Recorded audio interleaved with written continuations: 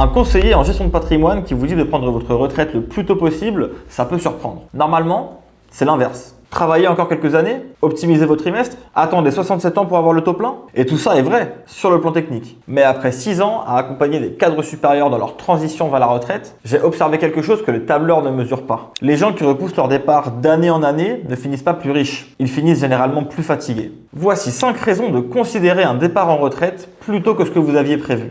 Et la 5e va probablement vous surprendre. La première raison, c'est votre santé. La plupart des cadres dirigeants que je rencontre ont entre 50 et 62 ans. Ils occupent des postes à responsabilité depuis 25 à 35 ans. Codir, direction générale, comité exécutif. Ils gèrent des équipes, des budgets et des deadlines. Et quand je leur demande s'ils sont stressés, la réponse est presque toujours la même. Non, ça va, j'ai l'habitude. Et c'est exactement ça le problème. Il y a une métaphore que j'utilise souvent, celle de la grenouille dans l'eau chaude. La température monte tellement progressivement que vous ne vous rendez pas compte que vous êtes en train de vous brûler. Le stress chronique n'est pas un stress que vous ressentez. C'est un stress qui s'accumule et il a des effets mesurables. Sommeil, tension artérielle, concentration et énergie. Bien entendu, je ne suis pas médecin. Mais ce que j'observe, c'est que les clients qui partent à la retraite 2 ou 3 ans plus tôt que prévu ne regrettent quasiment jamais leur choix. Et ceux qui repoussent systématiquement, j'y reviendrai dans la 5e raison. La 2e raison, c'est le temps. Vous pouvez toujours trouver un moyen de gagner plus d'argent. Vous pouvez optimiser vos placements, restructurer votre patrimoine ou négocier une rupture conventionnelle plus avantageuse. Mais vous ne pouvez pas acheter du temps. D'après une étude de l'INSEE qui date de 2018, l'espérance de vie en bonne santé à 62 ans en France est d'environ 15 à 18 ans selon les études et le mode de vie. Attention, pas l'espérance de vie totale, l'espérance de vie en bonne santé. Celle où vous avez l'énergie de voyager, de marcher et de profiter. Ça veut dire que si vous partez à 62 ans, vous avez grosso modo jusqu'à 77-80 ans pour profiter pleinement de votre retraite. Si vous partez à 65 ans, cette fenêtre se réduit à 12-15 ans. 3 ans de différence au départ, ça ne semble pas énorme. Pourtant, ces 3 années-là sont celles où votre énergie est la plus haute. Un de mes clients m'a dit un jour, j'aurais pu travailler 2 ans de plus et ajouter 200 000 € à mon patrimoine. Mais j'aurais raté les dernières années où mes parents étaient encore autonomes. Et pour ça, il n'y a pas de simulateur. La 3e raison, ce sont les personnes autour de vous. Vos parents vieillissent, vos enfants sont peut-être en train de fonder leur propre famille, votre conjoint ou conjointe a peut-être ses propres projets de retraite. Toutes ces relations ont un point commun. Elles demandent du temps. Pas de l'argent, du temps. Et quand vous travaillez 50 heures semaine en fin de carrière, ce temps n'existe simplement pas. Ce n'est pas du sentimentalisme. C'est un constat que j'observe régulièrement en appel découverte. Je veux être disponible pour mes petits-enfants. Ma femme est déjà à la retraite et on se voit que le soir et le week-end. C'est insuffisant. Mon père a 85 ans. J'aimerais pouvoir l'accompagner. Ces raisons ne figurent dans aucun tableur patrimonial. Et pourtant, ce sont souvent les vraies raisons du départ. Le rôle d'un bon conseiller, c'est aussi de vous aider à prendre ces décisions en toute sérénité financière. Et pas de vous convaincre de travailler 3 ans de plus. La 4e raison est probablement la plus sous-estimée.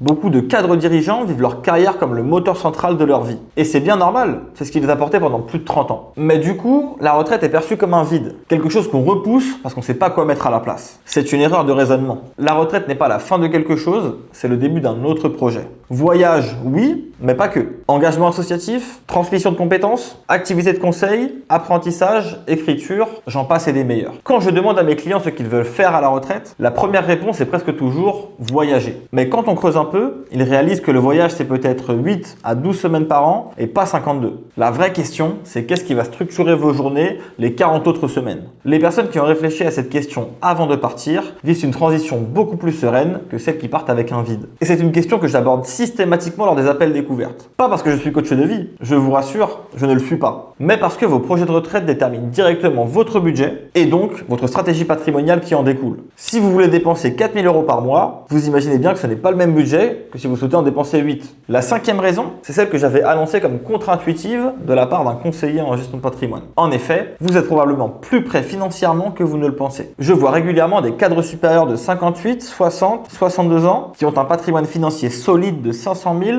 800 000 ou plus d'1 million d'euros et qui continuent de repousser leur départ. Pas parce qu'ils n'ont pas assez, mais parce qu'ils n'ont jamais vu le chiffre. Personne ne leur a jamais montré noir sur blanc combien ils toucheront par mois à la retraite. Régime de base, complémentaire, revenu du patrimoine, le tout consolidé mois par mois sur les 20 à 30 prochaines années. Et en l'absence de ce chiffre, le réflexe humain, c'est la prudence. Alors je travaille 1 an ou 2 en plus, par sécurité. C'est ce que j'appelle le syndrome de l'année de plus.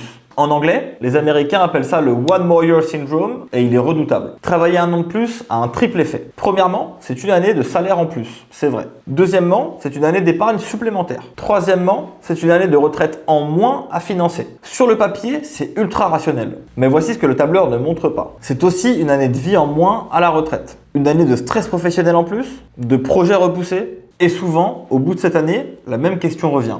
Et si je faisais encore un an? L'année de plus ne résout rien si vous n'avez pas de plan. Elle repousse juste la décision. Ce qui résout le problème, ce n'est pas une année de plus, c'est un plan. Un document qui dit noir sur blanc. Voici vos revenus à la retraite, mois par mois, sur les 20 à 30 prochaines années. Voici votre séquence de décaissement. Dans quel ordre toucher à vos placements pour minimiser l'impact fiscal. Voici un stress test. Que se passe-t-il si les marchés chutent de 30% l'année de mon départ à la retraite? Quand vous avez ce plan sous les yeux, la décision devient claire comme de l'eau de roche. Soit vous êtes prêt et vous pouvez partir, soit il vous manque quelque chose de précis et vous savez exactement quoi corriger. Et combien de temps ça vous prendra? D'expérience, la grande majorité des cadres supérieurs que j'accompagne sont financièrement prêts. Pas à 100% de leur objectif idéal, mais à 85 voire 90% généralement. Et la question devient, est-ce que ces 10% supplémentaires valent vraiment 3 ans de votre vie? Chacun doit faire son propre calcul, mais il faut d'abord avoir le chiffre pour pouvoir décider. On récapitule. 5 raisons de ne pas repousser votre départ à la retraite. Votre santé n'est pas un acquis et le stress chronique ne prévient pas. Le temps est votre seule ressource non renouvelable et les premières années de votre retraite sont les plus précieuses. Les personnes qui comptent pour vous ont besoin de votre présence et pas de votre patrimoine. La retraite n'est pas un vide, c'est un projet. Et ce projet mérite d'être préparé autant que votre carrière l'a été. Et enfin, vous êtes probablement plus près que vous ne le croyez. Ce qui vous manque, ce n'est pas un an de plus, c'est un plan. Alors si vous êtes curieux et que vous souhaitez connaître votre chiffre exact, à savoir combien vous toucherez à la retraite en consolidant tous vos revenus et votre patrimoine, alors je vous propose de réaliser un appel découverte. 45 minutes ensemble, totalement gratuit et sans engagement. Le lien se trouve directement dans la description de cette vidéo, alors je vous laisse cliquer dessus et je vous dis à très bientôt.